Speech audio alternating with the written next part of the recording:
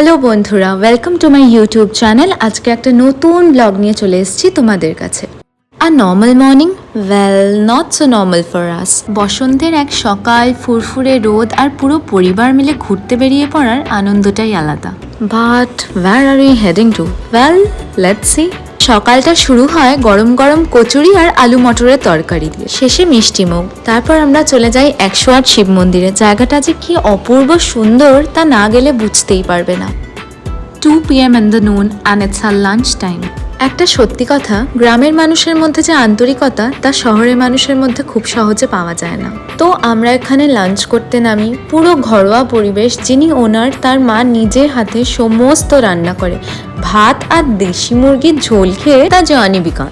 আমাদের রোজকার জীবনে আমরা এত বিজি যে চারিদিকটা দেখতেই ভুলে যাই। I really love car rides because I get to observe a lot of things happening outside.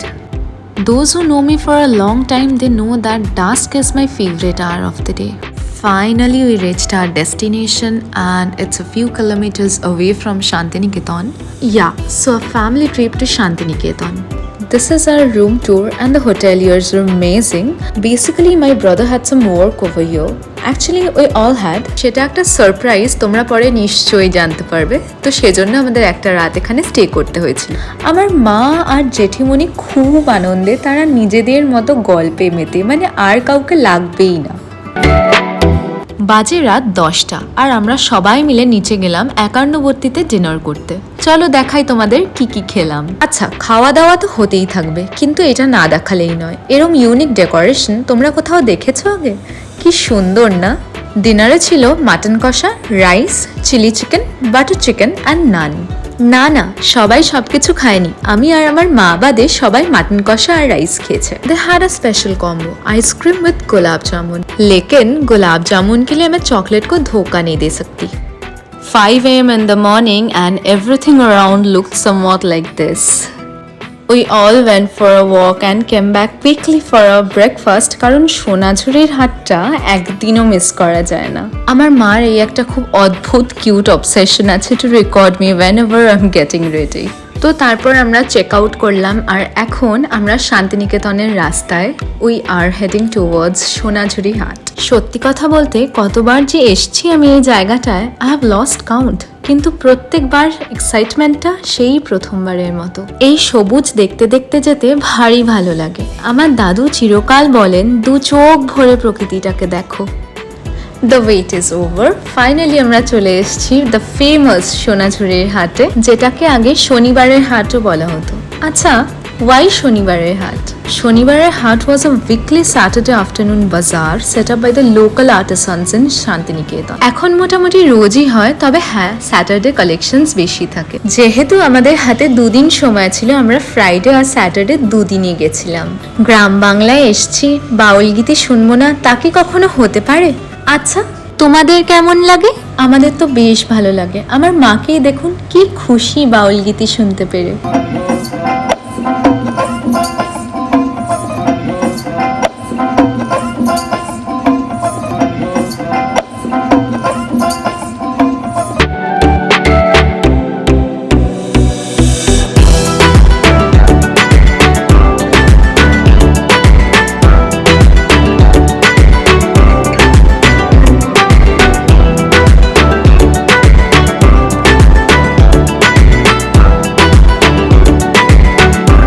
সোনাঝুরি হাটে এসে কয়েকটা ছবি তুলবো, একটা রিল বানাবো, এগুলো ছাড়া কি মানা যায়? এই যে স্কার্টটা আমি পরে আছি, এটা আমাকে মা গত বছর এই সোনাঝুরি থেকেই কিনে দিয়েছিল। কেনাকাটার পর আমরা গেলাম রামশ্যামে লাঞ্চ করতে। কাঁসার থালা বাটিতে বাঙালি কবজি ডুবিয়ে খেয়েছে। আরে হ্যাঁ, আমাদের কথাই বলছি। লাঞ্চে ছিল ভাত, ডাল, আলু পোস্ত, দেশি মুরগির ঝোল আরো কত কিছু। তারপর আর কি, আমরা আরো একটু কেনাকাটা করে ফাইনালি গেলাম হোটেলের পথে। কত কিছু জিনিস কিনেছি। বাজে সন্ধে 6টা, আমরা পৌঁছে গেলাম আমাদের হোটেলে। এটা আমাদের ডে 1 শান্তিনিকেতনে। আমি আর মা গাড়িতে আস্তে আস্তেই প্ল্যান করেছি যে আমি, মা আর জেঠিমণি পরের সকালে আবার হাটে যাবই, আর কেউ যাক না যাক। দেখেছো, কথা বলতে বলতে খেয়ালই করিনি। এই দেখো আমাদের রুম এসে গেছে। চলো ভিতরে যাওয়া যাক।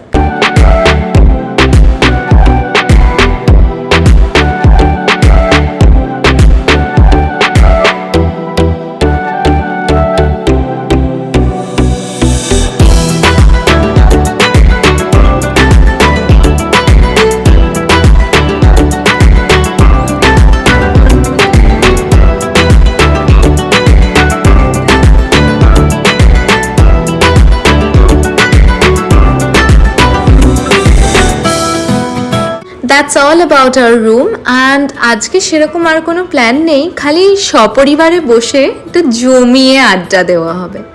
আমার জেঠু আর জেঠিমণি গেছে একটু ফ্রেশ হতে, তো যতক্ষণ না সকলে মিলে একত্রিত হচ্ছে আড্ডা দেওয়ার জন্য, চলো তোমাদেরকে ঘুরে দেখাই হোটেলটা কেমন।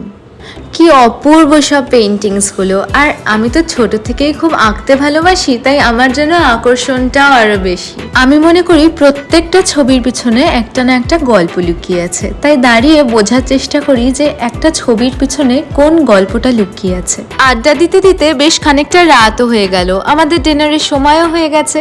আমরা নিচে এখানে খেতে গেছিলাম, তারপরেই হঠাৎ দেখি এই মা দুর্গার মুখ।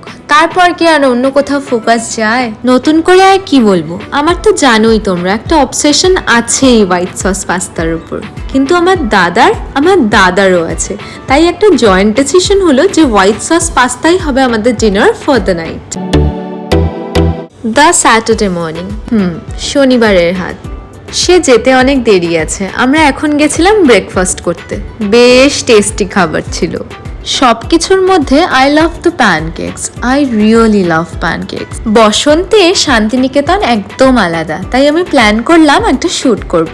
আমাদের ব্রেকফাস্টের পর দাদাকে নিয়ে চলে গেলাম ফুলের দোকানে। দাদার অ্যাকচুয়ালি অনেক বন্ধু বান্ধব এখানে থাকে, তাই জন্য এই লোকাল মার্কেটসগুলো ওর খুব চেনা জানা। সব থেকে বেশি সুবিধা হয়েছিল কারণ এই ফুলের দোকানটা আমাদের হোটেলের জাস্ট অপোজিটে ছিল। তার আগে অবধি আমার কি টেনশন যে আশেপাশে কোথাও মালা পাবো কিনা, যেহেতু পরিচিত জায়গা নয়, কিছু চিনিও না। আর মালাটা ওয়াজ দ্য মেইন ক্যারেক্টার। আমরা হোটেলে ফিরলাম, হাতে সেরকম সময়ও ছিল না, খুব তাড়াতাড়ি রেডি হলাম। সেদিন একটু মেঘলাও ছিল, আর পরের দিন বাড়ি ফেরার কথা, তাই আর সময়ও পেতাম না শ্যুটটা করার। আবার একটু পরে আমাদের হাটে যাওয়ারও কথা। আমার অনেক দিনের ইচ্ছে ছিল বসন্তের সাজে একটা ফটোশুট করব, তাই বাড়ি থেকেই দিদার একটা শাড়ি নিয়ে গেছিলাম। যেই আনন্দ মার দিদার শাড়ি পরে আছে, সেই আনন্দ কিন্তু আর কোনো জামা কাপড়ে নেই। বাজে 3:30, রেডি হয় আমি আর দাদা বেরোলাম।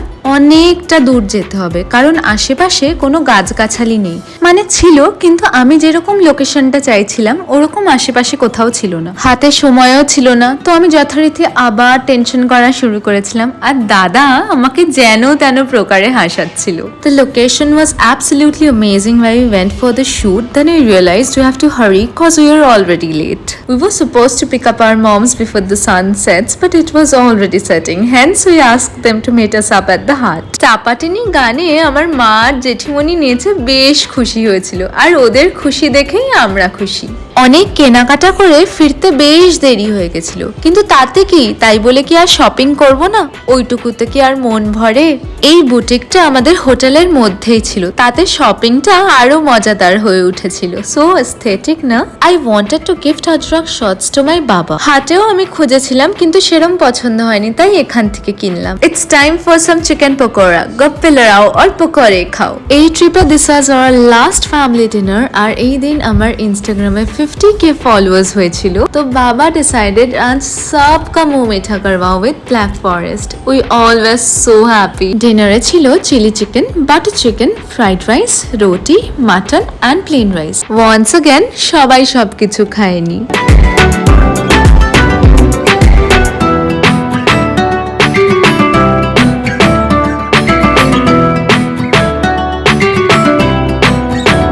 Good morning guys, it's our last morning শান্তিনিকেতনে। আর এখন আমরা সবাই যাব ব্রেকফাস্ট করতে। My pancakes are waiting for me, और किसी को वेट करवाना बुरी बात है। এটা না দেখলে লসটা কিন্তু আমারই। বসন্তের এই সুন্দর চকচকে রোদ বাঁশের এক ফাঁক দিয়ে ঘরে এসে পড়ছে।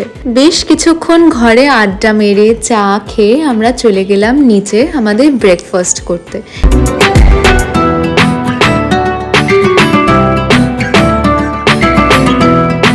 হ্যাঁ, তোমরা একদম ঠিকই বুঝেছো, এটাই আমার plate. I love watermelons and pancakes. অবাক হচ্ছ কেন? আচ্ছা, কখনো শুনেছো বাঙালির একবারেই কেনাকাটা হয়ে যায়? অসম্ভব। আরো আর এক রাউন্ড কেনাকাটা চললো। আহা, এখানেই ইতি নয়, এবার তোমরা অবাক হতে পারো। You all are allowed two.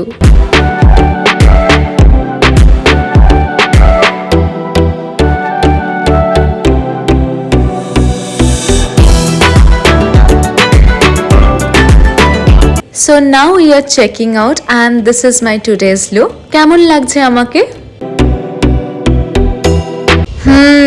আমি বলেছিলাম না এবার তোমরা অবাক হতেই পারো, চেক আউটের সময়ও নাকি শপিং করা হচ্ছে। ভাবা যায়? তবে এটা না বললেই নয়, ওদের কালেকশনস অসাধারণ ছিল। আমার তো এখনো মনে হচ্ছে আরো কিছু নিয়ে আসা উচিত ছিল। সত্যি বলছি, শুরুর রাজবাড়ি যাওয়ার কোনো প্ল্যানই ছিল না। রাস্তায় চলতে চলতে আমি হেরিকটা তুলেছিলাম যে এসছি যখন ঘুরেই যাই।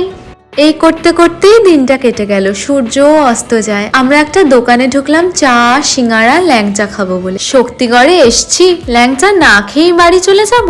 এটা তো হতেই পারে না।